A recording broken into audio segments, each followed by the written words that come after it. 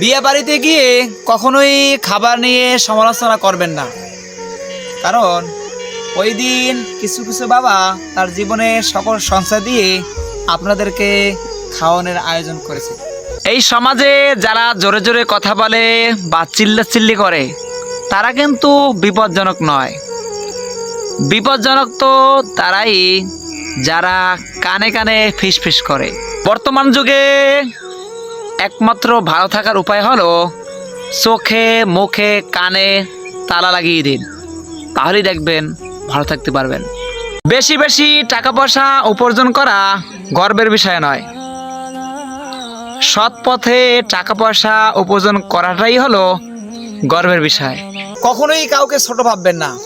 একটা কথা সবসময় মনে রাখবেন, 5 টাকার কলম কিন্তু 5 কোটি টাকার চেক লিখতে লাগে। জীবন সঙ্গিনী হওয়া উচিত ঠিক তালা চাবির মতো, প্রয়োজনে ভেঙে যাবে তো, কিন্তু অন্য কোনো চাবি দিয়ে কখনোই খুলবে না। আল্লাহ তাআলা তার দয়াকে 100 ভাগ করেছেন। 99 ভাগ দয়াই আল্লাহ তাআলা নিজের কাছে রেখে দিয়েছেন, আর 1 ভাগ দয়া আল্লাহ তাআলা দুনিয়াতে নাজিল করেছেন।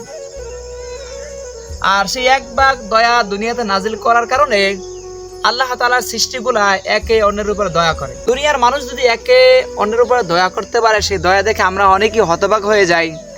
তাহলে আমরা চিন্তা করি যে আল্লাহ তাআলার কাছে তো আরো 99 ভাগ দয়া আছে, আর আল্লাহ তাআলা কত বড় দয়াশীল।